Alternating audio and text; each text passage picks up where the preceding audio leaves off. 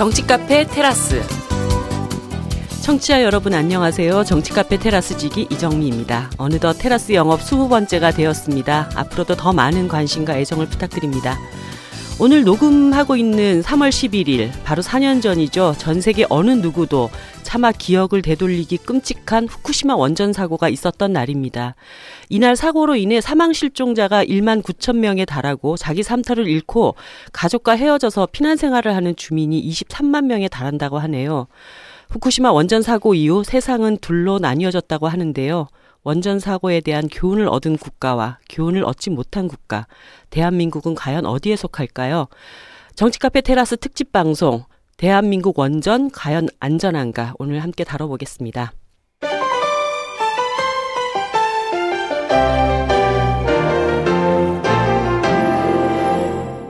오늘 박홍순 선생님 없이 대신 굉장히 귀한 두 분의 선생님을 모셨습니다. 지난 노유진의 정치카페 24회에 출연해서 월성 1호기 문제점을 조목조목 짚어주셨죠. 그때 스스로를 녹색의 전사 김재남입니다 하셨는데요. 오늘은 과연 어떻게 소개하실런지요. 정의당 김재남 의원님. 네. 탈핵전사 김재남입니다. 네. 예. 또 한 분은 얼마 전 월성 1호기 연장 심의를 다루었던 원자력 안전위원회 위원이었으면서 안전한 대한민국을 위해서 탈핵 운동을 열성적으로 추진하고 계신 분입니다. 김익중 교수님 안녕하세요. 예, 안녕하세요. 반갑습니다. 예, 반갑습니다. 오늘 여러 가지 굉장히 의미심장한 이야기를 좀 다루는 날인데요. 먼저 오늘이 딱 4년째 되는 날입니다.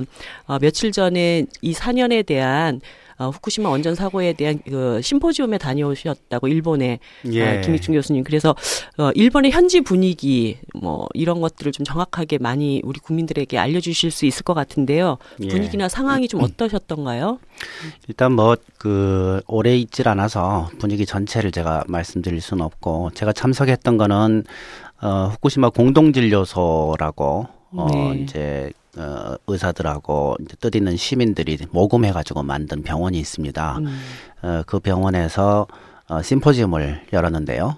피폭과 건강 영향에 대해서 네. 열었습니다. 거기에 이제 저보고 발표를 하나 하라고 그래서 그래서 준비해서 발표하러 갔었던 거죠. 그 심포지움은 굉장히 성황리에 끝났는데 전국에서 관심 있는 의사들이 모여 왔고요. 그다음에 후쿠시마 시민들이 네. 이제 많이 참석을 했습니다. 그래서 방사능 피폭이 지금 계속 진행 중인데 이 문제에 관해서 의학적으로 어떻게 봐야 되냐, 그런 이제 심포지움을 열었습니다. 발표자 4명 중에 저한테 시간을 제일 많이 좀 할애해 주셔서 제가 평소에 하고 다니던 탈핵 강의 중에서 피폭량, 기준치 이런 부분에 대해서 좀 자세히 설명을 했습니다. 반응은 굉장히 좋았고요. 그 심포지움 끝나고 난 다음에 이제 교류회라고 해서 이렇게 좀 몇 사람이 남아서 같이 밥도 먹고 이런 자리에 우리나라에서도 좀 유명한 정장님이 한 분 계세요. 그게 정이라는 단위가 우리나라의 지방의 시 정도 되는지 제가 정확히 잘 모르겠는데, 하여튼 그 사고 났을 때 주민들을 피신시키는 네. 그런 책임자였던 분이죠. 이분이 이제 그 당시 얘기를 좀 하시더라고요. 그 정부하고 원전 회사에서 바람 방향 같은 걸 보고 방사능이 어느 쪽으로 퍼지는지를 예측을 하는 스피디라고 하는 프로그램이 있는데 그 결과를 공개를 안 했답니다. 그래서 그게 나와야 어느 방향으로 피신하라라고 이 정장님이 얘기를 할 수가 있는데, 네네. 그걸 주질 않으니까 그냥 평소에 나가기 가장 쉬운 길로 그냥 피신을 시켰다라는 거죠. 네. 근데 그 방향으로 바람이 불었던 겁니다. 그래서 본인이 자기 정민들의 피폭량을 증가시키는 데 기여했다라는 자책을 굉장히 강하게 하면서 정부를 아주 크게 원망을 하더라고요. 네네. 이분은 사실 의학적 지식은 별로 없는 분이었는데 적은 양 피폭량도 분명히 영향이 있을 거다라고 짐작을 하고 그 후에 정부하고 굉장히 많은 갈등을 하면서 싸웠습니다. 그래서 피폭량을 줄일 수 있는 방법을 강구해라. 그럼 피신해야 될 지역을 더 넓혀야 된다. 그럼 기준치 낮춰라. 이런 싸움을 계속 해왔던 거죠. 근데 의학적으로 기준치에 알아서 안전하다라는 말을 정부하고 지금 원전회사 도쿄전력에서 계속 하니까 거기에 대항할 전문 지식은 없고 자기 생각에는 적은 피폭량도 이거 위험할 것 같고, 그래서 이제 확신 없는 싸움을 여태까지 해왔는데, 어쨌거나 그 심포지엄을 듣고 난 다음에 자기 판단이 옳았었다라는 걸 오늘사 확인할 수 있었다. 그러면서 굉장히 좋아하더라고요. 근데 실질적인 그 4년 동안에 후쿠시마의 후유증 같은 것들이 굉장히 많이 발견이 됐을 텐데요. 실제 상황이 지금 어떻던가요? 첫 번째 제가 인상 깊었던 거는 지금 피폭이 계속 진행이 되고 있고 피폭량이 지금 장난이 아니거든요. 네. 그런데 이 방사능 피폭에 의한 건강 영향에 대해서 일본 정부가 조사하고 있지 않은 것 같아요. 거기 있는 많은 의사들한테 일본 정부가 이거 통계 내고 있냐 다 물어봤는데 모르겠다, 안 내고 있는 것 같다, 이렇게 얘기하는 거죠. 근데 수십만의 시민들이 그렇게 피해를 입은 사건에 대해서 그렇게 사후 대책조차도 그렇다는 것 좀 그러니까 이해가 안 가는데요. 조사조차도 예. 아무튼 그들 거기 참석한 의사들 생각으로는 안 되고 있는 것 같다, 이렇게 얘기를 하더라고요. 네. 그래서 지금 이제 언론에 나와 있는 거는 소아갑상선암 증가에 관해서만 지금 언론에 나오고 있는데, 네. 요약해서 말씀드리면 소아갑상선암이란 것은 굉장히 드문 질병입니다. 그래서 교과서에 100만 명 중에 1명 정도 발생한다, 이렇게 돼 있는데, 지금 후쿠시마 현에서 35만 명 정도의 어린이들을 조사를 해보니까 그중에 100명 넘게 암에 걸린 거죠. 그러니까 비율로 따지면 300배 정도 발생률이 증가한 거거든요. 근데 일본 정부는 지금도 암이 발생한 건 사실이다, 그렇지만 핵사고하고 관련은 없다, 이렇게 얘기하는 거죠. 이거는 말도 안 되는 이야기거든요.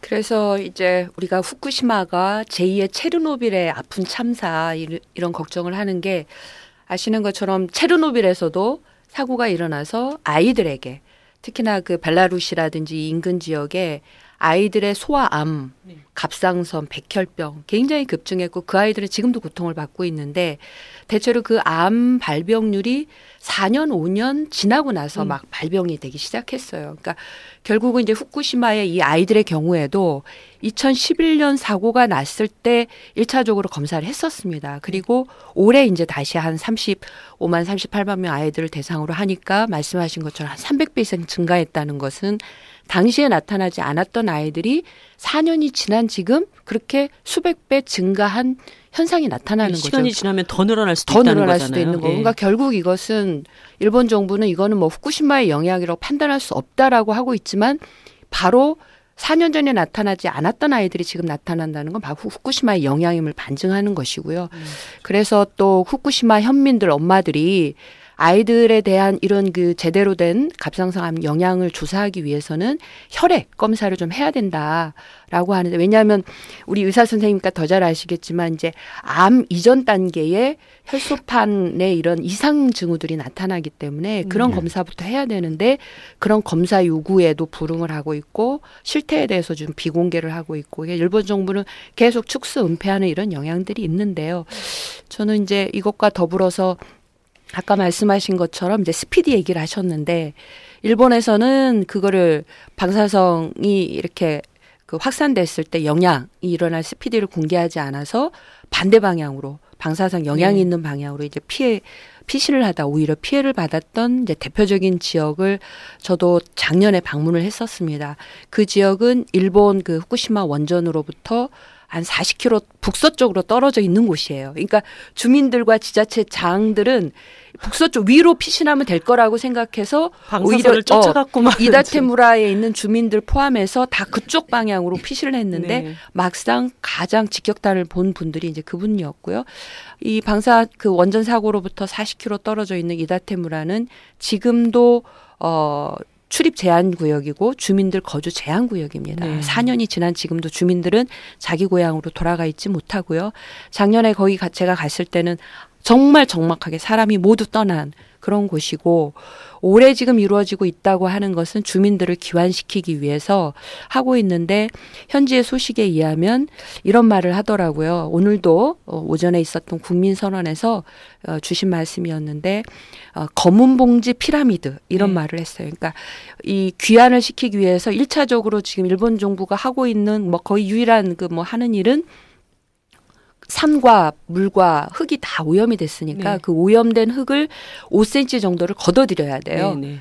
그래서 지금 일본 정부가 하고 있는 것은 그 흙 5cm를 걷어들이고 이걸 어디다 처분할 수가 없어서 봉지에다 검은 봉지로. 싸서 네, 저도 사진 봤는데 정말 동네에 싸놓고 있는 겁니다. 예, 그렇더라고요. 그래서 검은 봉지 예. 피라미드가 이제 사람은 떠난 자리에 생명이 없는 자리에 그냥 가득한 그 현장이 이다테무라를 포함한 이제 일본 후쿠시마 사고가 난 현지의 풍경이었고요. 그러니까 그만큼 후쿠시마 사고 4년이 지났지만 결국 방사능 공포가 계속되고 있고 후쿠시마 사고는 계속 중이라는 한마디로 이거는 뭐 수십 년, 100년이 지나도 과연 이게 치유가 가능할까 하는 그런 의구심을 가질 수밖에 없는 거라서요.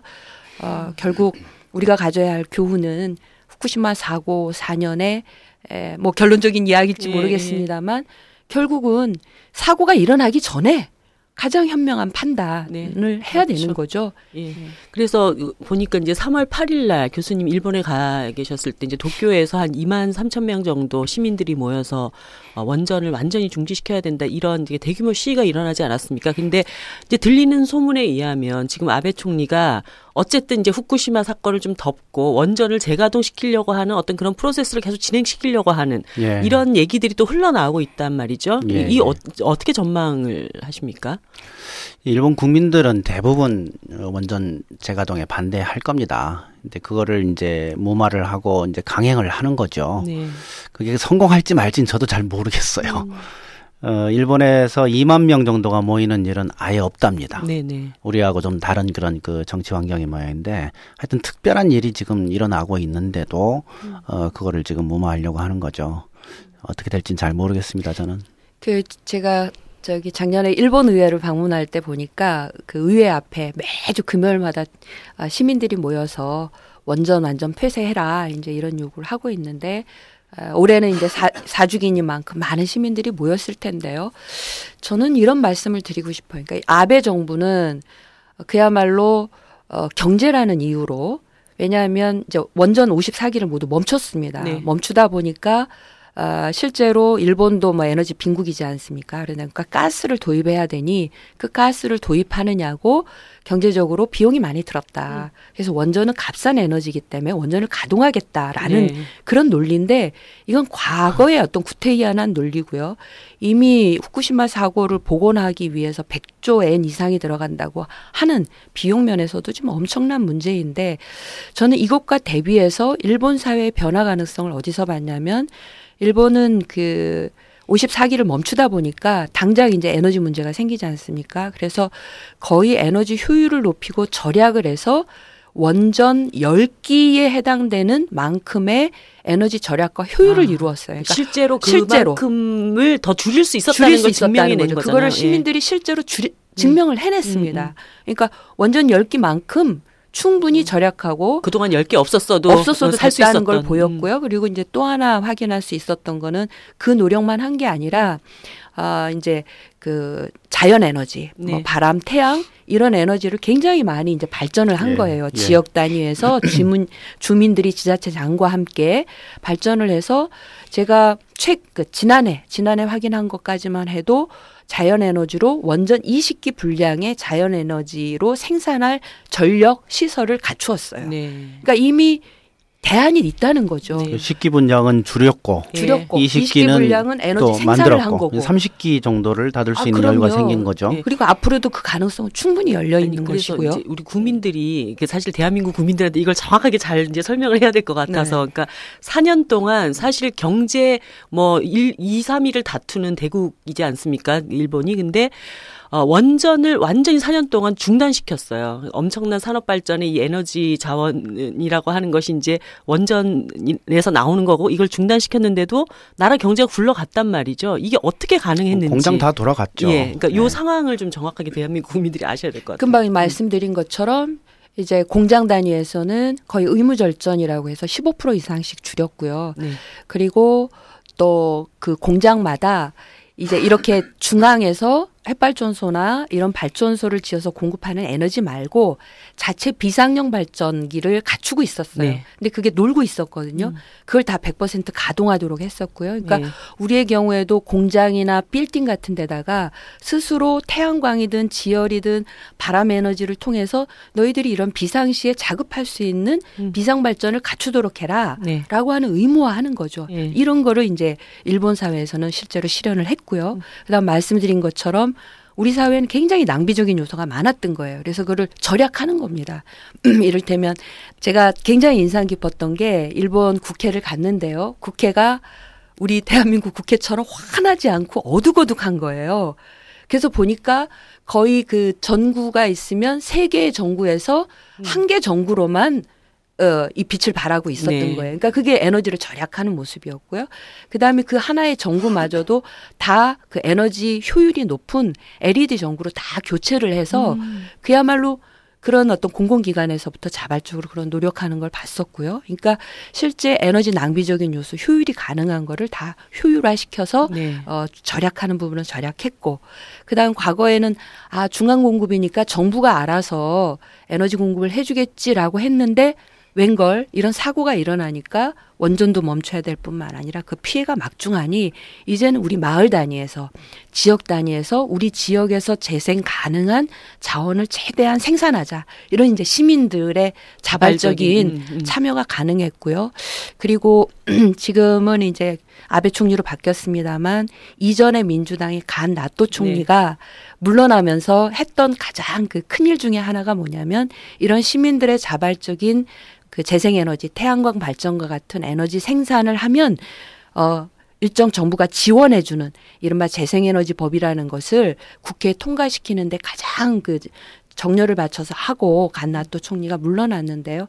그 힘에 크게 이제 그 힘을 입어서 시민들이 정부의 지원까지 받아가면서 이제 재생에너지를 발전할 수 있는, 그게 바로 말씀드린 20기 이상의 원전을 대체하는 효과가 됐던 거지요. 그거를 줄인다고 절약한다고 해서 일본의 기존의 어떤 산업 그 가동률이라든가 이런 것들이 저하되거나 떨어지거나 이렇게 됐나요? 그런 영향은 없었던 거고요. 네. 그리고 제가 여기서 또 드리고 싶은 말씀은 이제 일본의 예도 그렇고 그 이제 유럽이라든지 최근에 여러 국제 에너지 기구나 국제 기구들이 발표하는 데이터를 보면 과거에는 경제 성장률이 올라가면 거기에 비례해서 에너지 사용량도 늘어났어요. 근데 최근에는 이 그래프가 반비례하는 모습을 보이고 있습니다. 이건 뭐냐면 말씀드린 에너지 절약과 효율화. 네. 그러니까 충분히 과거에는 에너지를 100을 썼으면 지금은 50만 써도 그만큼의 효과를 내는, 생산량 저하를 가지지 않더라도 생산성을 높일 수 있는 효율 기술이 굉장히 높아졌다는 거죠. 그는 대표적인 나라가 독일과 같은 나라입니다. 그러다 보니까 산업계나 그런 빌딩이나 가정에서 에너지 효율을 높이는 일을 제일의 가치로 놓고 기존의 경제 성장이나 생산성 저하에 영향을 주지 않는 그런 이제 에너지 효율을 높이는 이런 일을 독일은 가장 앞장서서 하고 있는 이런 나라만 보아도 가능한 거죠. 뭐 의원님 말씀하신 거가 이제 다 하여튼 전 동의할 수 있는데 하나 빼먹으신 것 같아서 좀 보완을 좀 하고 싶은데요. 후쿠시마 핵사고 난 직후에 어쨌거나 원전 54기 그게 이제 전체 전기 중에 30%인데 그거를 한꺼번에 팍 닫았단 말이죠. 네. 그게 가능했던 거 의원님 다 설명하셨는데 하나만 좀 추가하자면 우리나라도 마찬가지고 일본도 마찬가지인데요. 원전이 만드는 전기가 있고 화력이 만드는 전기가 있잖아요. 원전이 만드는 전기는 일단 다 사줘요. 일본 정부에서. 예, 그거 먼저 사줍니다. 우리나라도 마찬가지고요. 그리고 모자란 부분만 화력에서 이제 사는 거거든요. 그래서 원전 때문에 놀고 있던 화력이 많았습니다. 네. 그걸 돌린 거죠. 네. 그리고 이제 말씀하신 대로 이제 기업들이 갖고 있던 비상 발전기 돌리고 뭐 이런 그리고 이제 대안 찾고 이런 일들을 했던 거죠. 그래서 그 후쿠시마가 우리한테 주는 교훈이 많은데 굉장히 큰 교훈이 이거예요. 30% 정도 되는 전기는 한 방에 없앨 수 있다. 네. 그걸 보여주는 그러니까 거예요. 지금 당장 원전을 없앤다 하더라도 충분히 대체할 수 우리는 있는 근데 한 방에 있다는... 없앨 생각 아니잖아요. 네네. 서서히 없앨 수 있잖아요. 제가 그래서요, 그런 얘기를 해봤습니다. 그러니까 이제 최근에 제가 국회에서 그 이명박 정부 자원외교 국정조사 특위위원으로 활동을 하는데 네. 이명박 정부 시절에 공공기관이 해외에다가 자원 개발을 한다는 자원은 결국 에너지인데요. 그걸 개발하기 위해서 26조를 투자했는데 그걸로부터 회수되는 것, 국민에게 돌아온 것은 없다. 이제 이런 것이 국조과정에서 드러났거든요. 그러면 26조, 30조에 가까운 이 예산을, 이 재정, 돈을 지난 이명박 정부 기간 동안에 재생에너지와 에너지 효율에다 투자했다면 네. 사실 지금 우리가 이런 에너지 수급의 어려움 이런 거 없었을 거다. 원전전기 없어도 최근에 그 노후 원전이 월성 1호기 재가동 이런 논란을 하지 않아도 네. 국민들이 안전하고 스스로 에너지 자급할 수 있는 그런 길이 열렸을 거다. 이런 얘기를 할 정도로 어떤 정책을 우선하느냐 이게 무엇보다 중요하죠. 네. 그 얼마 전에 보니까는 또 고이즈미 호소카와 뭐 일본의 전 총리들께서 일본 신문에 아사히 신문에 이제 원전 반대에 대한 광고에 참여를 하셨더라고요. 전체적인 좀 일본 시민들의 그 여론 동향이나 이런 것들은 어떻게 지금 봐야 될까요? 전 뭐 일본 여론을 전체로 평가할 실력이 저는 안 됩니다. 의원님 좀 아시는데. 일본 대다수 시민들의 여론이라든지 또 다수의 정치권의 분위기는 이미 확인되었기 때문에 일본이 나아갈 길은 원전 없는 나라로 가야 된다라고 하는 거에는 다 공감을 하고 있는데 그 이른바 이제 우리는 원전 마피아라고 표현하고요. 일본 사회는 원자력촌이라고 표현하는데 이른바 일본의 이제 9개 전력회사 그리고 또 그런 원전을 중심으로 했던 에너지 강요들 그리고 아베 총리와 같은 이런 사람들의 이해관계가 너무나 완강하게 버티고 있는 정도라고 저는 보는 거고요. 결국 이 힘대 새로운 재생에너지와 탈핵으로 가고자 하는 일본 시민들의 그 힘에 일정한 어떤 큰 어떤 힘의 다툼 이런 게 분명히 일어나고 있다고 보고 제가 볼 때는 그 힘의 관계는 점점 새로운 시대, 아이들을 위한 시대로 탈핵으로 가는 흐름이 이미 실험을 통해서 입증되듯이 그 힘이 더 우세해지고 있다. 저는 그렇게 보기 때문에 저는 일본 아베 총리도 결국 시민들의 요구나 또 전 세계적인 시민들의 요구에 굴복해서 탈핵의 길로 갈 수밖에 없다. 낙관할 수는 없습니다만 이미 일본 시민들이 그렇게 좀 보여주고 있는 것 같습니다. 근데 지금 그 일본의 어쨌거나 그 반핵 그 정서는 굉장히 강할 텐데 이게 왜 현실 정치에 반영이 안 되냐. 이게 항상 저는 의문이더라고요. 그래서 일본도 여론이 제대로 반영되지 못하는 정치 구조를 갖고 있는 거 아닌가. 그렇죠. 다시 말하면 민주주의 제대로 못하고 있는 거 아니냐. 그러니까 워낙 이제 일본당이 아까 제가 이제 원자력촌이라고 말씀드렸는데 그 이제 원자력촌 일본의 강요 정치권이 기존에 이제 일본의 자민당을 중심으로 해서 굉장히 공고하게 이해관계가 구조화되어 있다 보니까 그거는 사실 한국 상황하고도 굉장히 흡사한 거고요. 그렇죠. 그 와중에서도 일본에 보면은 그 이제 초당파 의원 모임이라고 해서 한 9개 당, 뭐 무당파 이런 의원들이 모여가지고 일본 원전 제로에 해서 정치권도 여러 가지 이제 움직임은 하고 있습니다만 이제 자민당 중심의 정치 구조 그게 이제 그것을 뭐 일본 시민들이 바꿔놓는 노력 이런 게 역시 또 중요한 것 같습니다. 대한민국의 정치 현실과 같이. 이제 그렇다면 이제 다시 좀 우리 한국 상황으로 돌아와서 얘기를 해봐야 될 것 같은데 엄청난 양의 방사선 오염수가 지금 막 바다로 흘러 들어갔고 사실 그것 때문에 일본으로부터 우리가 지금 수산물 수입을 금지하고 있는 그런 형편인데 얼마 전에 외교부에서 이거를 이제 해제해야 될 때가 되지 않았냐 이런 발표, 그러니까 공식적인 발표라고 보기는 조금 어렵겠습니다만 이제 그런 얘기가 흘러나왔습니다. 이게 그렇죠. 도대체 뭐 어떻게 되고 있는 건가요? 간을 보고 있는 거죠. 이렇게 흘려봐서 여론 반응 봐서 뭐 그다지 큰 거 없으면 그냥 풀려고 하는 그런 거 아닌가 하고 의심이 되는데요. 지금 이런 거는 정부가 국민 생명 건강 이거를 얼마나 덜 중요하게 생각하는지를 볼 수 있는 거라고 봅니다. 지금 이제 일본 오염수가 지금 4년째 나오고 있고 앞으로도 한 50년쯤 더 나올 것 같아요. 녹아버린 해결료 치울 때까지 나올 거거든요. 그래서 계속해서 오염수는 나오고 북태평양 오염은 계속 진행이 되고 있고 그런 상황인데 그 오염 지역에서 잡힌 수산물들을 가능하면 좀 국민들이 덜 먹도록 이렇게 정부가 노력을 해줘야 되는데 네. 이걸 푼다는 얘기는 오히려 피폭량을 증가시키기 위한 그런 효과를 낼 거라고 보거든요. 네. 근데 그런 걸 지금 뭘 얻기 위해서 그런 걸 희생하는지는 잘 모르겠지만 이건 협상할 일이 아니라고 저는 봅니다. 네. 말씀하신 것처럼 이제 2013년에 우리가 9월부터 일본의 그 후쿠시마 인근 8개 현의 수산물을 금지하는 네. 조치를 하고 있고 지금까지 계속 되고 그것도 있는데요. 너무 대응이 처음에 늦었던 거 아닌가요? 그렇죠. 예. 그러니까 제가 그 시점만 놓고 보더라도 뭘 확연히 할 수 있냐면 우리 김익준 교수님 이미 그 시기에 여러 국내의 그 일본산 수산물을 가져다가 다 방사능 검사도 하시고 했었는데요. 2013년 9월에 8개 현 수산물 금수 조치를 한 이전과 이유가 달라집니다. 네. 이전에는 분명히 여러 국내에서 나오는 일본산 수산물이 많이 돌아다니고 있었고 거기에서 검출이 됐어요. 방사능 물질이. 근데 최근에는 8개 현 금수를 하면서 일본 수산물도 줄어들었을 뿐만 아니라 방사능 검출량도 줄어든 게 사실이거든요. 그러니까 수산물 금지를 하느냐 안 하느냐에 따라서 국내 우리 시민들이 먹는 식탁에 일본산 방사능에 오염된 수산물이 오르고 안 오르고가 굉장히 큰 차이가 났던 건데 이제 외교부 관계자가 이제는 뭐 올해가 한국, 일본 복교한 50돌이다. 그러니까 한일 관계가 좋아져야 된다. 아니 근데 한일 관계가 좋아지는데 왜 국민의 그 먹거리하고 그걸 바꾸냐고요. 그러면서 이거는 뭐 통상에도 그 WTO에 제소될 우려가 있어서 뭐 이런 또 핑계를 대면서 국민의 안전을 내팽개치는 그런 발언을 했는데요.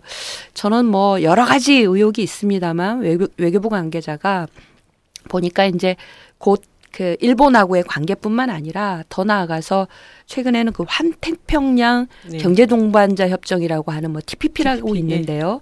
그 TPP를 그 협정에 가입을 하기 위해서는 일본을 포함한 나라들하고 개별 협상을 해야 되는데 지금 일본은 차관급 회의에서부터 계속 지금 우리한테 압력을 하는 거거든요. 네. 일본이 한국에게 요구하는 최대 현안은 일본 수산물 금수 조치 해제하라. 계속 이렇게 요구하고 있어요. 근데 이제 또 한국 정부는 그런 TPP에 가입하려고 하면서 일본하고 그런 또 그 쟁점들을 풀어야 되니까 일본의 그런 우선 요구에 굴복하게 하는 게 아닌가 TPP 가입하려고. 아니 저는 이게 너무 걱정입니다 이게. 지금 그 독일의 메르켈 총리가 일본에 가서 오히려 그런 얘기를 하잖아요. 관계 개선 화해를 위해서는 과거사 청산부터 해야 된다. 오히려 지금 독일 총리는 가가지고 일본에서 그러고 있는데 우리나라 정부는 관계 개선을 위해서 그 위험한 수산물을 다시 수입해야 된다라고 얘기를 하는 이건 도대체 뭐 어떤 상황으로 봐야 되는 건지 모르겠어요. 예. 저희가 메르켈 총리를 한번 또 한국에도 오도록 해서 이런 이야기를 또 메르켈 총리를 얘기를 하셔가지고 저는 참 오늘도 이 국민선언에서 그런 얘기를 드렸는데 메르켈 총리 그런 말을 하더라고요. 그러니까 독일이 탈핵을 할 수 있었던 것은 2011년에 일본이라는 선진나라, 과학기술이 가장 발전된 나라라고 하는 곳에서 후쿠시마와 같은 예측할 수 없는 이런 위험천만한 사고가 나는 걸 보면서 깨달았다는 거죠. 네. 아, 이런 일이 일어날 수 있구나, 일본에서도. 그럼 독일에서도 이런 일이 일어날 수 있구나. 그렇다면 이런 일이 일어나기 전에 우리는 빨리 원전으로부터 벗어나서 탈핵으로 가고 다른 에너지 전환을 가야 된다고 하는 가장 평범한 교훈을 정치로서 그리고 어떤 한 나라를 책임지는 총리로서 결정하고 이행하는 그런 용단을 우리는 배워야 된다고 봐요. 근데 이제 교수님께 좀 여쭤보고 싶은데 이게 바닷물이라는 것이 한 자리에 가만 있는 게 아니라 돌고 도는 거지 않습니까? 돌죠, 그러면 이제 일본 후쿠시마 근해에 있던 이 방사선 오염수가 우리나라 근해로까지도 다 들어올 수 있는 거잖아요. 그리고 그 그렇죠. 오염된 어떤 그 물고기들이나 이런 것들이 이제 우리 바다까지 들어오게 되면 사실은 수입이 아니라 대한민국 연근해에서 이 잡힌 수산물들도 안전하다고 볼 수 있는 건지. 그렇죠. 예. 저도 이제 그게 궁금했었어요. 그래서 사고 나자마자 해양학자한테 이렇게 저렇게 연락해가지고 그래서 물어봤는데 지금 일본에서 나온 그 오염수가 한국에 직접 오진 않는답니다. 이게 미국으로 건너가요. 네. 그래서 남아메리카로 내려와요. 적도를 타고 다시 우리나라 쪽으로 돌아오는 겁니다. 정말 전 세계 한 바퀴를 도는 그런 다음에 우리나라 근처에서 다시 올라가는 거예요. 네. 이렇게 한 바퀴 도는 이 해류를 쿠로시오 해류라고 하더라고요. 네. 그래서 저는 바로 물어봤죠. 이 쿠로시오 해류 한 바퀴 도는데 얼마 걸려요? 그게 중요하니까. 네, 그렇죠. 그랬더니 해양학자 하는 얘기가 얕은 바다 5년, 깊은 바다 1000년 이렇게 얘기하더라고요. 5년이면 내년이죠. 네, 그러네요. 예. 1년 후에는 온다 하고 봐야 된다 이거죠. 그러면 1년 후에 왔을 때 우리 근해가 오염돼서 거기서 세슘이 나올 거냐? 네. 그거는 몰라요. 왜 모르냐면 나온 방사능량이 알려져 있고 북태평양의 물량이 알려져 있으면 계산이 가능하잖아요. 네. 근데 북태평양 물량은 압니다. 네. 근데 후쿠시마에서 나온 방사능량은 몰라요. 일본 정부가 몰라요. 그리고 일본 정부가 발표는 했었어요. 물로 얼마 나갔다라고 발표는 했는데 아무도 안 믿어요. 그래서 계산이 불가능합니다. 그거를 우리 근해 바다에서 실질적으로 이렇게 바로 측정해 볼 수 있는 방법은 없나요? 지금은 그 영향이 없는 것 같아요. 네. 정말 회로대로 그대로 지금 미국으로 가고 있고 아직 안 들어왔으니까. 그래서 별 수 없다. 5년이 지난 다음에 네. 우리 근해가 오염된 후 그 다음에 측정해서 조사하는 수밖에 없다. 아. 그래서 미리 예단하기 어렵습니다. 그러나 빠르면 내년이면 올 수 있다. 그 영향이 올 수 있다. 그래서 계속 모니터링을 하고 있어야 네, 됩니다. 정부도 이런 걸 예측을 하고 그것에 대한 대책을 특별히 마련을 해야 되는 상황이 돼 있네요. 뭐 어디선가 하고 있겠죠. 네. 우리나라 정부 안에서. 그리고 이제 시민단체들도 그걸 준비를 지금 해야 될 거라고 생각해요. 네. 시민방사능 감시센터도 하나 만들고 했으니까. 그래서 이제 북태평양산만 재지 말고 지금부터는 이제 근해산도 좀 재고 이럴 필요가 있을 것 같습니다. 내년 되면 정말 우리 식탁도 참 걱정이고 또 이제 그 근해에서 업을 하시는 그런 어민들한테도 참 걱정이 되는 해가 될 것 같네요. 여러 가지로.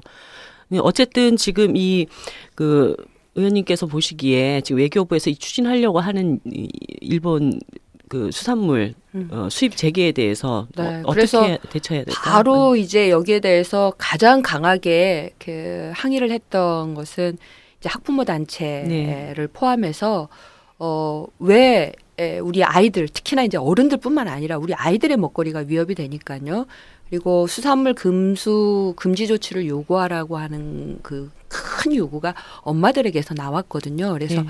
특히 이제 아이들에게는 학교를 보내는 엄마들은 그게 그 급식이 주어지잖아요. 근데 이제 급식에 일본산 수산물로 인해서 모든 아이들이 집단적으로 급식하는 것에 위험을 느끼기 때문에 학부모 단체들의 항의가 굉장히 거세게 이루어졌었고요. 네.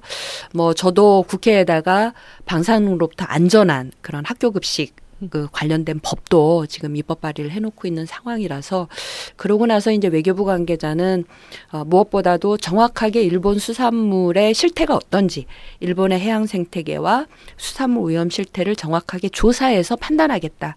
그리고 조사단이 조사를 하고 있는 중이었었습니다. 네. 그리고 조사 결과가 국민들에게 공개가 안 됐어요. 그런 상태에서 외교부 관계자가 그런 말도 안 되는 마치 그 국민의 안전과 이거를 뒤바꾸 팽개치는 듯한 발언을 해서 경고를 받은 건데요. 그래서 현재 지금 우리가 요구해야 될 것은 정부가 조사단을 파견해서 일본의 해양 생태계와 바다 그 방사능 오염 정도 수산물 오염 실태에 대해 정확히 조사한 것을 네. 가지고 국민들에게 보고하게 만들고 그리고 아직까지 뭐 지금 내년이면 다시 이게 우리 근해까지 온다고 하는 지금 말씀이 있으셨지 않습니까? 그래서 이것은 당분간뿐만 아니라 8개월을 넘어서서 일본 수산물에 대해서는 좀 장기적으로 국민들로부터 안전하게 이렇게 수입 금지하는 그런 요구를 해나가고 또 국회에서도 그런 관련된 입법 활동을 강화하는 그런 노력을 하려고 준비하고 있습니다. 뭐 저는 사실 살 날이 앞으로 살아온 날보다 얼마 안 남아서 우리 그런 걸 좀 아이들이요. 먹어도 견딜만 하겠지만 정말 아이들한테는 그게 평생 그 몸 안에 쌓이는 건데 이걸 이렇게 가볍게 다룰 수가 있는 것인가. 네. 그런 생각이 제가 드네요. 의사 선생님 앞에서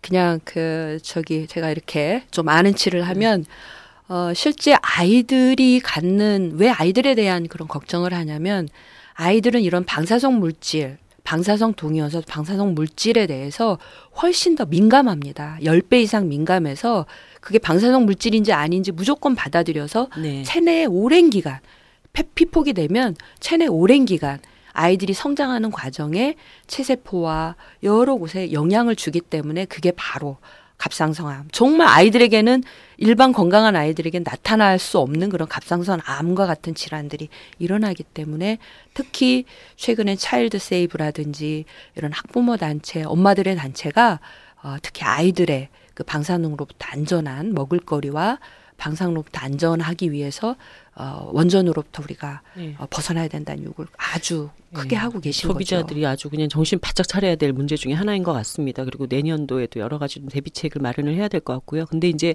이 문제보다 당장 우리나라 안에 있는 또 이 원자력 발전소 이거 아주 이제 문제가 되고 있는데요. 얼마 전에 원자력 안전위원회에서 월성 1호기 연장 가동을 심의했고 표결을 강행해서 아무튼 연장하기로 결정이 됐습니다.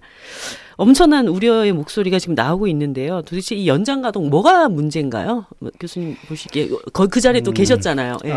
이거 좀 사실 뭐 위원으로서 거기서 사실은 졌는데 밖에 나와서 또 이렇게 얘기하는 게 표결에는 참여를 안 하셨던 걸로 제가 참여를 제가 안 했죠. 그것도 사실은 어떻게 보면 좀 매너 없는 거라고 볼 수 있는 건데 이번에 이렇게 매너 없는 짓을 제가 하게 된 거는 하여튼 나름대로 이유가 있습니다. 일단 여태까지 원안위의 그 분위기는 적어도 논의는 충분히 하는 그게 충분히 보장되는 그런 분위기였었거든요. 그래서 신규 원전 경우든지 방패장의 경우든지 간에 너댓 번 아니면 대여섯 번에 걸쳐서 논의를 충분히 하고 그다음에 표결을 하고 이렇게 했었는데 이번에는 이상하게 그렇게 안 했어요. 왜 그런지 모르겠어요.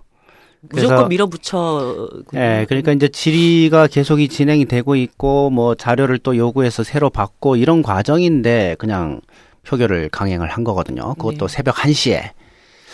그래서 그 이유가 뭔지 저는 굉장히 궁금한데 아직 잘 이유를 모릅니다만 그래서 제가 질문을 이렇게 하면 좀 그만해라. 사실 저는 월성 1호기 그 지역에 살기도 하고 그래서 특별히 관심이 많았던 거고 그래서 이 월성 1호기 관련해서 여러 가지 그 자료들을 좀 보고 이런 노력을 했습니다. 그래서 질문도 하고 그랬는데 그 질문도 전부 질문지를 저는 미리 작성해서 갖고 왔었어요. 네. 1번부터 그래서 쭉 순서대로 물어보는 과정이었습니다. 1차 질의, 2차 질의, 3차 질의 이렇게 가고 있는 중이었는데 하여튼 그날은 그 질의 자체를 뭐 계속 반복 질의한다 이런 식으로 위원장이 얘기를 하고 굉장히 모욕적인 얘기거든요. 저는 반복하지 않았어요. 질의서를 미리 작성해서 미리 보내두었습니다. 그리고 그거를 1번부터 쭉 질의를 하고 있는데 반복되는 질문은 없었어요. 어쨌거나 위원장이 여태까지 그렇게 안 했었거든요. 뭐 때문에 그렇게 했는지는 모르겠는데 어쨌거나 질문이 충분히 보장되지 않고 그날 받은 자료 읽을 시간도 없이 표결을 강행했기 때문에 저는 어쩔 수 없이 거부할 수밖에 없었죠. 아니 근데 이 월성 1호기가 애초에 지어질 때 당시에는 이놈은 2012년까지만 가동시킬 물건이다. 그 이상 가동시키면 안 된다. 그러니까 그렇죠. 수명이라는 것을 정해놓은 거죠. 거잖아요. 근데 30년까지 쓸 수 있다는 것은 그 이상을 쓰게 되면은 문제가 생긴다는 걸 알고 설계를 그렇게 한 것이지 않습니까? 근데 이거를 10년을 연장한다. 사실은 그렇지도 않습니다. 뭐냐면 캔두형 원전은요. 수명 30년 못 가요. 오히려. 예. 이게 이제 압력관 교체를 25년 만에 우리가 했잖아요. 다른 나라도 보면 20년 만에 교체한 경우도 있고 평균적으로 25년이 안 됩니다. 압력관이란 말이 좀 낯설지 모르겠지만요. 다른 원전은 원자로라고 불러요. 근데 월성 1, 2, 3, 4, 5기 캔두형은 원자로가 없어요. 그 대신에 압력관이라는 걸 하는데 그러니까 쉽게 얘기하면은 파이프처럼 생긴 원자로다 이렇게 생각하시면 돼요. 아주 특별한 원전이죠. 근데 이 원자로 압력관이라는 게 30년 안 가요. 전 세계적으로 보면. 그래서 설계 수명 30년이라는 게 사실은 사기죠. 그조차도 굉장히 무리한 30년도 못 쓰고 기간이다. 25년 만에 압력관을 원자로를 갈아야 되는 상황이라면 설계하고 시공이 캐나다에서 했으니까 저는 그렇게 개인적으로 생각해요. 거기다가 이거는 피해 보상을 요구해야 되는 상황 아니었냐. 그런 생각이 드는 거죠. 그러니까 말씀하신 것처럼 월성 1호기는 83년에 가동이 됐는데 그때 딱 멈춰져 있는 겁니다. 근데 지금은 30년이 넘었고 그다음에 최근에는 체르노빌 그 이후로 후쿠시마를 겪으면서 이거는 정말 국민들의 시민의 안전을 위해서 가장 높은 어떤 기준들을 만들어야 된다라고 해서 그런 기준들을 최신의 그런 어떤 우수한 기준들을 갖고 있는데 기술적으로라도 근데 월성 1호기는 그 기준을 만족하지 못한다는 거고 그거와 관련된 설비라든지 이런 게 하나도 교체되지 않았다는 거거든요. 근데 이제 이번에 김준 교수님 그 27일 날 새벽 1시에 시민들 다 잠자고 계실 때 뭐가 급해서 그렇게 날치기로 국민 안전을 그렇게 뒤바꾸면서까지 날치기 처리를 할 때 저도 그 자리에 있었습니다. 네네. 방청객으로 저는 그날. 그랬는데 정말 열심히 고군분투 하셨어요. 국민의 안전을 딱 최우선에 놓고 안전과 관련된 하나하나를 검증하고 계셨어요. 그런데 거기에 있던 다른 원자력 안전위원들은 그 우리 김희중 교수님하고 또 민간의 우리 김혜정 위원 두 분 빼고 나머지 분들은 계속 하는 발언이 뭐냐면 표결 처리합시다. 표결 처리합시다. 아니 그래도 빨리 끝냅시다. 뭔가 그 그러니까 안전성이 보장될 수 있는 어떤 근거가 있다. 그렇기 때문에 연장해도 된다 하는 그쪽 논리가 있을 거 아니에요. 그래서 무조건 연장하자고 하진 않았을 텐데. 김 교수님 말씀하시겠지만 그래서 바로 지금은 83년에 지금 월성 1호기 멈춰 있으니까 너네들이 다시 가동한다면 지금의 기준으로 지금의 시민들 안전을 지킬 수 있는 기준에 맞게 다시 변경했는지를 하나하나 따져보자 라고 따지는 중이셨던 거예요. 근데 그 따진 것이 확인되지 않았어요. 많은 의혹이 있었고 관련된 자료도 제출하지 않았는데 그냥 처리해버리고 그거를 하나하나 따져가는 우리 김희중 그 위원 교수님을 윽박질러 가면서 강행 처리를 했던 거고요.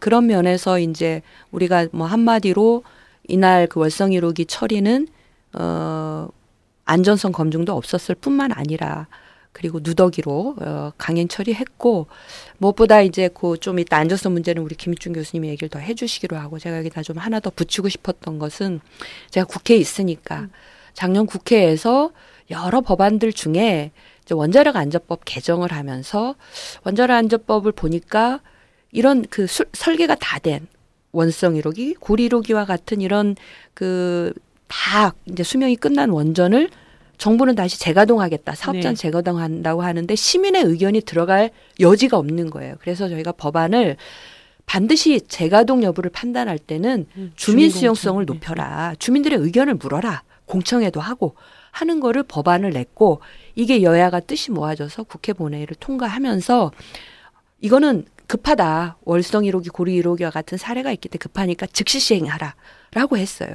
그럼 그 즉시 시행은 올해 1월 22일, 1월 20날 이게 공포가 됐기 때문에 해야 되는 거예요. 월성 1호기 경우에는. 그렇죠. 원자력 안전법상 주민들의 의견도 물어가지고 이거 재가동 여부에 대한 주민들의 그런 어떤 것을 반드시 반영을 했어야 되는데 그런 절차를 하나도 안 했고 우리 김희중 교수님, 김혜정 위원께서 아니 왜 주민 의견을 묻지 않냐 우리 원안위가 하는데도 불구하고 그것도 다 묵살하고. 위법 절차한 거죠 한마디로. 그래서 이건 명명백백 그래서 저희는 이제 위법했고 또 원자력 안전위원장은 그런 위법적인 것을 강행을 한 거에 대해서는 그 원자력 안전위원회 설치 운영에 관한 법에 따라서 법을 어겼을 때는 이 탄핵소추감이에요. 그래서 탄핵소추도 우리는 이제 추진하겠다 이렇게 하고 있고요. 그래서 이런 뭐 법도 지키지 않았고 뭐 안전 기준도 지키지 않은 국민들 받아들일 수가 없고요. 이거는 원천 무효입니다. 그래서 다시 해야 됩니다. 다시. 이게 뭐 내용이야 조금 더 얘기를 하겠지만 원천 무효라고 하는 것 이것을 그날의 결정을 그러니까 엎을 수 있는 어떤 법적인 대응이라든가 국회 차원에서의 노력이라든가 이런 것들이 지금 어떻게 진행되고 있나요? 그래서 이제 법적인 것은 지금 저는 이제 그 민변이나 또 그 여러 법률 전문가들 자문을 받아서 검토를 해보았더니 이거는 명백하게 원자력 안전법 위반이었다. 그리고 또 그 당시에 이 통과 과정, 이 방맹이를 두드려서 날치기 처리하는 과정에 참여했던 그 한 위원의 경우에는 아주 부적격자가 한수원 관계되는 사업을 했던 부적격자가 들어가 있어서 그것도 조성경 위원이 참여해서 표결한 거는 이것도 위법이다 하는 이제 이미 법률적 자문을 받았고요. 그래서 많은 국민들께서 또 월성 주변 주민들과 함께 이제 국민 소송을 해서 원천무효, 효력정지 가처분 소송을 준비하고 계시고요. 국회 차원에서는 이런 기술적 안전 문제도 검증 안 했을 뿐만 아니라 주민의 의견을 단 한 차례도 묻지 않았고 경제적으로도요. 월성 1호기를 재가동하면 할수록 손해라는 겁니다. 그건 국회 예산처나 많은 경제 전문가들이 이미 근거를 만들고 계세요. 그래서 이걸 종합적으로 판단하는 정부 기구가 없다. 어디에서도. 그래서 국민의 안전에 무한한 책임을 져야 되는 국회가 이 문제는 검증을 하겠다 해서 이제 국회 차원에서 이런 노원전, 특히 월성 1호기를 국민의 안전의 관점에서 충분하게 재검증할 수 있는 그런 이제 국회의 역할로서 특위를 만들어서 검증하는 그런 절차를 이제 곧 발의를 하고 새누리당 있습니다. 반응은 어떤가요? 맨날 법 질서를 굉장히 수호해야 된다고 얘기하시는 분들 입장에서는 지금 사실 법을 하나도 안 지키고 원안위가 이번에 이 심의를 통과시킨 것이지 않습니까? 그 위법적인 것에 대해서는 새누리당의 그 공식적인 입장은 제가 못 들어봤는데 늘 정부 관계자도 그렇지만 정부 여당도 원안위가 결정했으니까 어쩔 수 없다. 그러니까 원안위의 결정으로 모든 것을 다 미루고 있어요. 책임지는 사람이 없는 겁니다. 원안위는 굉장히 무능하고 무책임한 네. 결정을 했는데 네. 법적인 결정을 원안위가 했다는 이유로 원안위가 결정했으니까. 그럼 국회는 뭘 하는 사람들이 모여 있는 거예요? 도대체 네. 그렇게 잘못된 것에 대해서 입장도 못 내는. 그러니까 이제 저희는 이제 바로 잡으려고 네. 해서 얘는 좀 국민들께서 자꾸 국회에 요구를 좀 해주셨으면 합니다. 예. 그래서 국회가 국민의 무한한 이 안전 책임을 가지고 제대로 검증해서 정부가 월성 1호기 재가동 결정을 다시 논의하고 정부가 책임질 수 있는 조치를 국회가 먼저 앞장서 하라고 자꾸 좀 요구를 그 해주시길 바랍니다. 새정치연합에서도 특별 결의를 국회에서 하자고 제안을 하셨던데. 어저께 예. 이제 우리 정의당과 또 그 새정치민주연합은 좀 이미 이전에 네. 노원전 폐쇄 촉구 결의안을 낸 바가 있었고요. 그리고 어제는 새정치민주연합 그 80명 이상의 의원들이 참여하셔서 월성 1호기 폐쇄 촉구 결의안을 발의를 했습니다. 네. 그래서 그런 어떤 야당의 뜻을 모아가지고 막 국민 안전을 지키는 일에 탈익 전사가 좀 뛰어야 되겠습니다. 예, 새누리당 의원들이 그 결의안에 찬성하는지 반대하는지도 참 눈여겨봐야 될 대목일 것 같고요. 그 뭐 원안위에서 사실 우리 교수님이 굉장히 많은 것들을 조목조목 좀 따지고 싶으셨을 텐데 사실 그 말씀도 다 해보시기 전에 그 가결됐는데요. 거의 다 했어요. 예. 거의 다 하셨어요, 거의 다 하고 진짜. 뭐 조금 추가적인 것 조금 남은 상황이고 그날 받은 자료 네. 좀 받고 검토하면 되는 거였고 사실 의혹이 그 사이에 하나 또 있었는데 그 네. 문제만 해결하면 되는 거였거든요. 네, 그래서 좀 우리 청취자분들께 이 10년 연장이라는 게 얼마나 뭐 문제가 있는 것인지에 네. 대해서 좀 말씀해 주셔야 될 것 같아요. 네. 일단 이제 노후 원전이 위험하다라는 건 이제 국민들이 다 상식으로 생각을 하시는데 제가 봤을 때 노후 원전이 위험한 이유는 두 가지입니다. 일단 오래된 기계니까 고장 날 가능성이 크다라는 건 이제 상식에 속하는 거고요. 두 번째는 노후 원전일수록 먼저 지어진 원전들이에요. 그래서 지어질 당시에 안전 기준이 지금보다 굉장히 허술해요. 네. 이렇게 그 원자력 안전 기준은 시간이 갈수록 점점 강화되고 이제 완벽까지는 아니지만 하여튼 점점 강화되는 거거든요. 그래서 오래된 원전일수록 기술 기준, 안전 기준이 수준이 낮습니다. 네. 그래서 이제 후쿠시마도 보면 10개 중에 4개가 딱 터졌는데 정말 신기하죠. 30살 넘은 거 다 터졌어요. 30살 안 넘은 거 한 개도 안 터졌단 말이에요. 네. 이게 우연히 그렇게 될 수가 없어요. 수학적으로. 그것도 역시 마찬가지라고 봐야 됩니다. 오래된 원전 고장이 날 가능성이 크고 그다음에 기술 기준이 낮아요. 네. 안전 기준이 낮은 겁니다. 그래서 수명장 할 때는 반드시 최신 기술 기준을 적용하도록 그렇게 돼 있는 거죠. 최신 기술 기준이 적용되도록 우리나라 법에도 돼 있습니다. 그리고 그 법 밑에 무슨 시행령, 뭐 시행규칙 뭐 이런 거 있잖아요. 거기에도 다 기술이 돼 있어요. 근데 그 밑에 있는 고시에 가면 그 최신 기술 기준 중에서 뭐는 적용해야 되고 뭐는 안 해야 되고 하는 그 적용해야 될 기술 기준의 리스트가 쭉 있는데 이번에 문제된 R7 리스트가 거기에 없어요. 근데 이 R7이라는 게 뭐냐면 1991년도에 캐나다에서 만든 기술 기준입니다. 이게 안전 기술 기준이에요. 전기 만드는 데는 전혀 상관없어요. 안전과만 상관이 있는 겁니다. 그러니까 R7을 보시면 내용이 어떻게 돼 있냐면요. 만일 사고가 났을 때 방사능 물질이 원전 건물, 돔 건물 있죠? 네. 원자력 건물. 그 건물 안에 갇혀 있어야 돼요. 이 안에서 방사능 물질이 밖에 나오면 안 돼요. 그럼 이제 피해가 이제 확산되니까. 그렇죠. 환경으로 바로 확산되니까. 그래서 원자로 건물은 그래서 굉장히 튼튼하게 지어져 있는 거죠. 그런데 문제는 이 건물을 통과하는 여러 가지 구조물들이 많습니다. 파이프들도 많고, 그다음에 뭐 수문도 있고 이런 식이거든요. 그래서 이거가 완벽하게 격리가 돼야 된다. 그래서 이 지나가는 배관에는 2개씩 밸브를 따로 달아라. 사고 났을 때 이걸 닫아라. 네. 그래서 방사능 물질이 못 나가게 해라. 뭐 이런 거를 규정하는 거거든요. 그래서 사실은 이 R7에서 규정하고 있는 것 중에서 평소에 쓰는 건 하나도 없어요. 전부 사고 났을 때 대처하는 것들 뿐이죠. 자동차로 비교하면 안전벨트나 에어백 정도 되는 거죠. 네. 그런 거를 하도록 1991년도에 규정을 해놨단 말이에요. 그 전에 지었던 것은 그럼 그런 게 없겠네요. 그렇죠. 그래서 지금 월성 1호기에는 그런 설비가 없고 2, 3, 4호기엔 다 있단 말이죠. 네.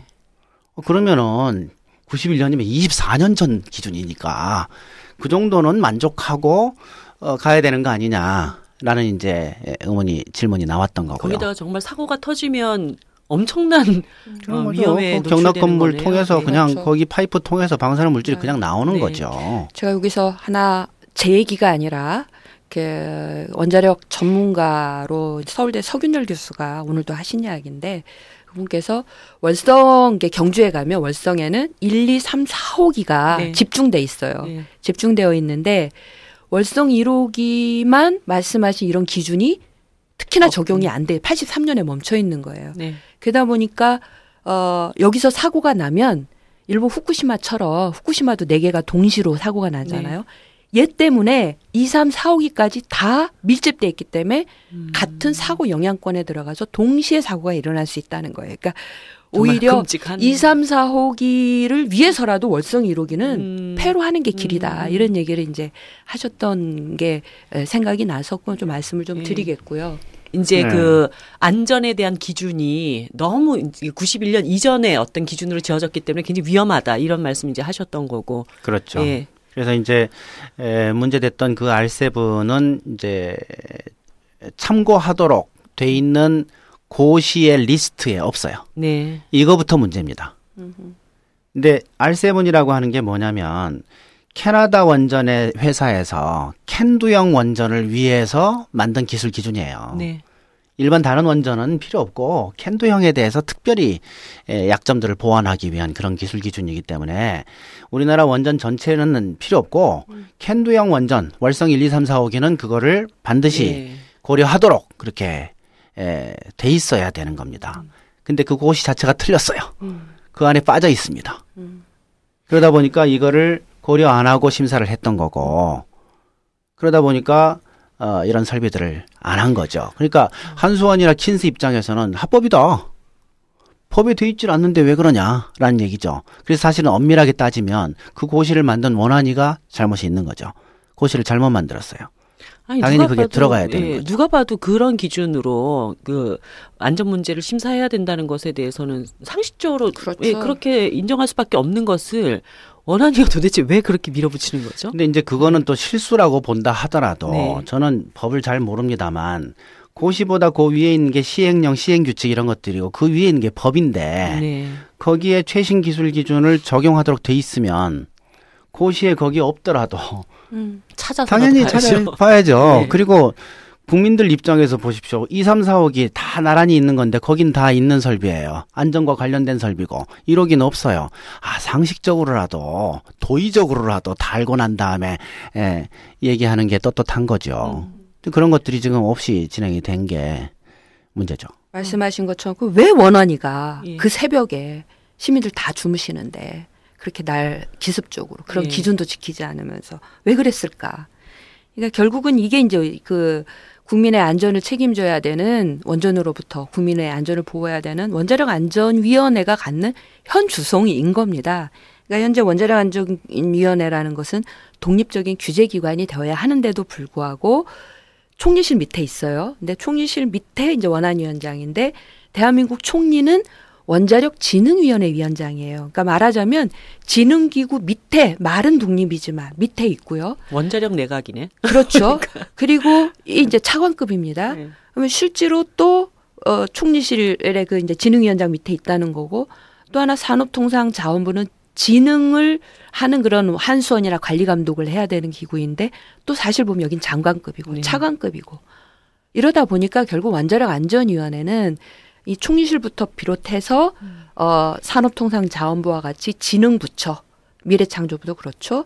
그리고 한수원과 같은 원자력 그 이용 사업자들의 둘러싸여 있는 겁니다. 네. 거기로부터 독립적인 역할을 할 수 없는 근본적인 한계를 가지고 있고 더더군다나 그 원자력 안전위원 중에는 한수원 사업 그것도 삼척 영동과 같이 말도 안 되는 그런 부지 선정 신규 부지 선정하는 과정에 참여를 했던 그런 조성경 교수 같은 부적격자가 들어가서 심의할 수 있게끔 원안이 위원을 구성하고 있는 이런 근본적인 한계를 갖고 있기 때문에 이제 그런 강행 처리를 했다고 보고요.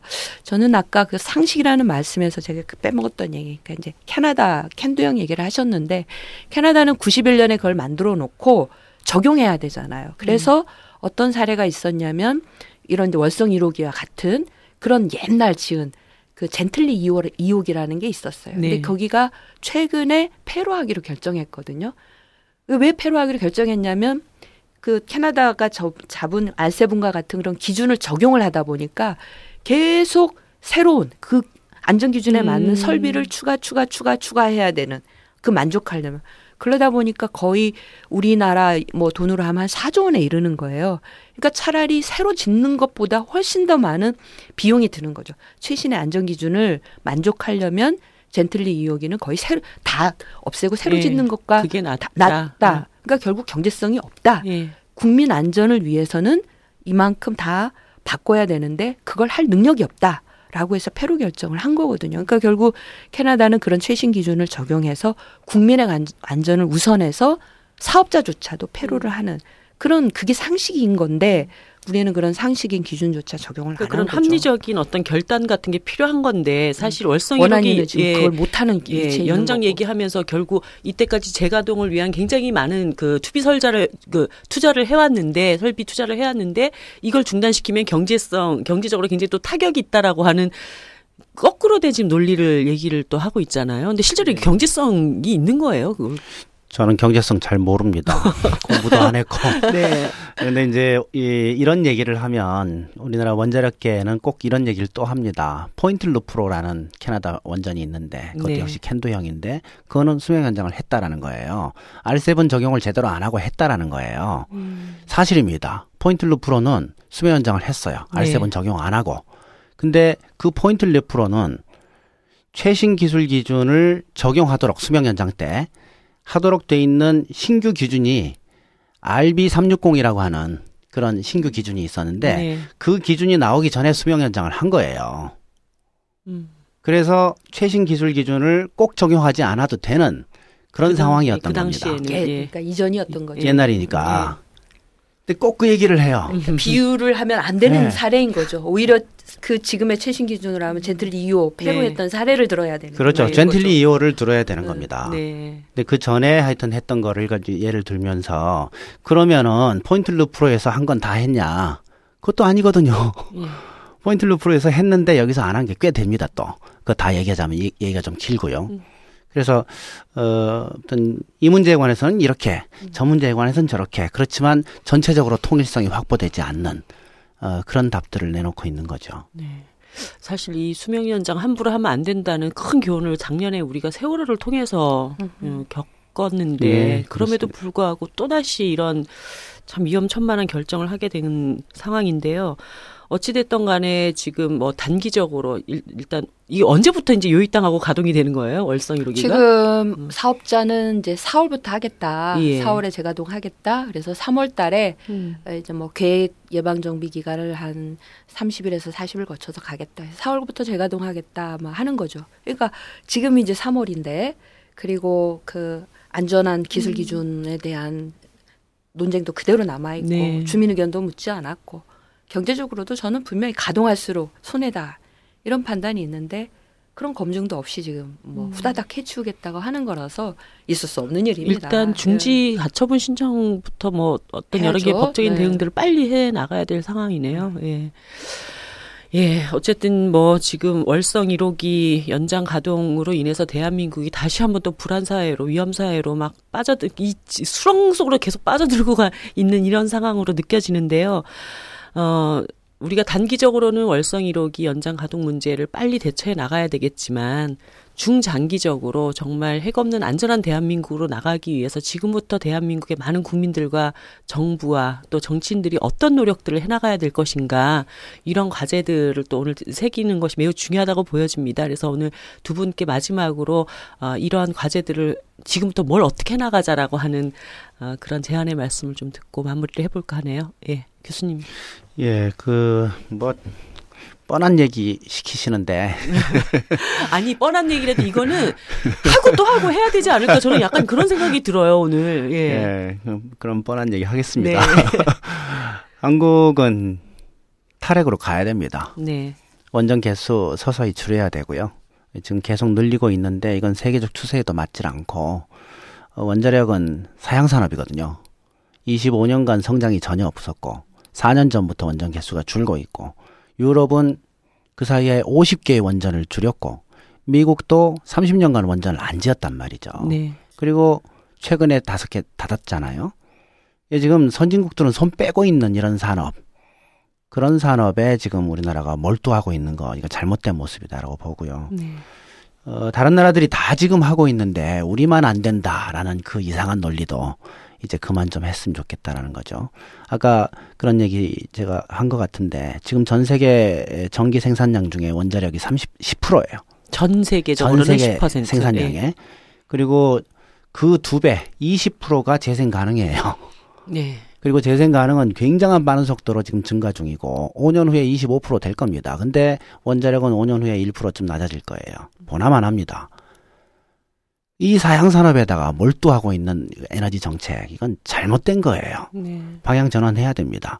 어찌됐건 원전을 조금씩 줄여야 되고, 그러려면 수요 관리도 해야 되고, 뭐 대체 에너지도 만들어야 되고 하겠지만, 그것도 어렵지 않아요. 남들 다 하고 있잖아요. 컨닝하면 돼요. 네. 뭐가 어려워요. 그러니까 왜 보고 베끼면 되는 겁니다. 그러니까 왜 폭탄을 머리에 이고 이러고 살아야 되는지. 네. 예. 네. 그 폭탄을 우리가 머리에 이고 사는 게 우리 세대로 끝나는 문제가 아니라는 거죠. 그래서 저는 이제 후쿠시마 4년 일본에서 또 우리 아이들이 되게 고통받고 있기 때문에 결국은 이 방사능 공포를 아이들에게 대물림을 줄 것이냐, 아니면 우리가 무엇을 아이들에게 대물려 줄 거냐, 아이들에게 행복하고 안전한 미래를 대물려 줄 것이냐, 이런 근본적인 질문을 해야 된다라고 보고, 당연히 우리 모두는 아이들에게 행복하고 안전한 미래를 되돌려주자, 되물림하지 않은데 이의가 없을 거라고 생각합니다. 뭐 그런 정책을 가야 하기 때문에 이게, 그리고 말씀하신 것처럼 어렵지가 않다. 제가 아까 메르켈 총리 처음에만 힘들어요. 그리고 우리나라 베껴 쓰는 거 되게 잘하는 나라인데 왜 그거는 안 베꼈어? 평범한 교훈을 얘기했거든요. 그래서 저는 이제 이것도 이거 많은 또 분들로부터 사례를 들어서 아까 일본 사례도 얘기를 했고요. 이미 전 세계 원자력 전기는 10%지만 재생에너지 전기는 20%다. 그게 딱 어디서 증명을 해주냐면, 독일이 2011년 탈핵을 딱 하고 난 다음에 2011년부터 지금 4년이 지났잖아요. 그게 딱 바뀌었습니다. 네. 처음 탈핵하기 전에 원자력 전기가 20% 차지했어요. 재생에너지 10%였는데 그게 지금 바뀌어서 원자력 전기가 밀려나고 재생에너지 전기가 20% 이상으로 바뀌고 있는 거예요. 얼마 전 지난 또 그 같은 기간에 서울 시민들이 했던 노력, 우리 서울 시민들 중에 요 듣고 계신 우리 청취자분들 중에 버스 타고 다니시면 원전 하나 줄이기 이런 버스 광고 보셨을 거예요. 그리고 실제 거기에 참여하신 분들이 계실 텐데, 서울시도 시민들과 함께 원전 하나 줄이기를 실제로 몸으로 행동으로 보였어요. 그래서 그 전국의 서울시에 있는 지붕에다 태양광을 발전한다든지, 햇빛 발전소 협동조합, 그렇죠. 이런 것들도 이런 거 많이 늘어났고요. 그래서 실제 원전 하나 줄이기에 에너지 절약, 실천, 재생에너지 생산을 해서 결과가 나왔습니다. 네. 아까 말씀드린 일본에서도 54기 줄이고도 그런 길이 있었고요. 이거 베끼기 잘하면 된다. 그런데다가 우리 국민들은 되게 또 뜻한 어떤 의미 있는 일이 있을 때 함께 잘 하지 않습니까? 공익을 위해서. 그래서 탈핵은 시민의 공공성, 안전성을 위한 가장 공익적인 길입니다. 그래서 이미 답이 나와 있기 때문에 어떻게 하면 되냐면, 노원전을 폐쇄하는 것부터 시작하면 돼요. 그래서 노후 원전은 순서대로 차례대로 질서정연하게 안전하게 폐로하고 그다음에 또 어떻게 하면 되냐면 신규 원전 안 지으면 돼요. 네. 삼척, 영덕, 삼척 주민들 지금 다 반대하고 계세요. 새로 안 지으면 돼요. 그래서 삼척, 영덕으로 뭐 짓겠다고 하는 그 아름다운 바닷가에 그거 멈추면 돼요. 그 동안 뭘 하면 되냐면 이제 재생에너지, 재생에너지 길들 찾아내고 그다음에 에너지 절약하고 효율 높이고 길이 있습니다. 누가 봐도 너무 합리적인 길이 있어요. 길인데요. 예. 네. 작년 10월이었습니다. 정의당에서 주최한 초청 강연회에서 후쿠시마 원전 사고 당시 총리를 지냈던 간 나오토 전 총리가 이런 말을 했습니다. 3.11 사고 이전까지는 일본의 기술이 높아서 큰 사고는 없을 것이라고 생각했다. 원전 안전 신화에 젖어 있었다. 하지만 이 사고 이후에 일본과 세계를 위해서 나는 탈핵주의자가 되었다. 이런 얘기를 했습니다. 세월호의 아픔으로 몸살을 앓고 있는 대한민국, 제발 우리 모두 안전하게 살고 싶다는 국민들의 외침에 이제 정부가 좀 답을 해야 될 때가 아닙니까? 우리 김재남 의원님 말씀하신 거 그렇게 어렵지 않고 복잡하지 않은 대안들 분명히 있습니다. 자, 두 분 모두 수고하셨고요. 예. 오늘 계기로 보다 더 이 탈핵 문제에 대해서 우리 청취자 여러분들이 많은 관심을 가지게 되셨기를 바랍니다. 감사합니다. 한 시간 동안. 네, 감사합니다. 고맙습니다.